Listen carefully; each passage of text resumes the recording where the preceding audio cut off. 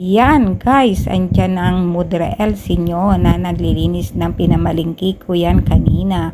Dahil nga sa good for 1 week, kumuha po ako na tika kalahating kilo po yan ng fish, ng pork. Yan po ang binibili ng madiscarding nanay. Dahil lahat po tayo ngayon, naghihirap tayo ngayon sa nagtataas ang mga bilihin. Katulad yan, 4 na piraso, nasa 180 pesos po yan. Kaya kahit ang galunggong, mahal na rin po. Dati noon may 50 pesos ka, may galunggong ka na.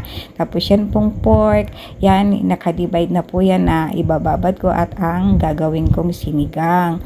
Kaya yan guys, dito sa mundo ng reels, ano man ating i-upload ng eco-content natin, ito'y galing sa puso natin, ay makukuha din natin. Kaya tuloy lang tayo na mag-upload dito sa reels dahil papasaan pa tayo na nandito na tayo, nasa professional mode na tayo. Kaya tuloy lang tayo mag-upload ng original content. Bilang nanay, hindi tayo nawawalaan ng eco-content sa paggawaing kusina, mag-market man yan. Kaya katulad yan, ilalagay ko na sa freezer yung mga nilinis kong mga ulam. Tapos yan, pati na rin ang gulay kasi hindi pwedeng mawala ng gulay, pampahaba ng buhay. Tapos siyempre yung itlog, dahil pag nilaga mo ay meron ka ng ulam. Yan ang kagandahan ng ating mga Pinoy kasi madiscard nga.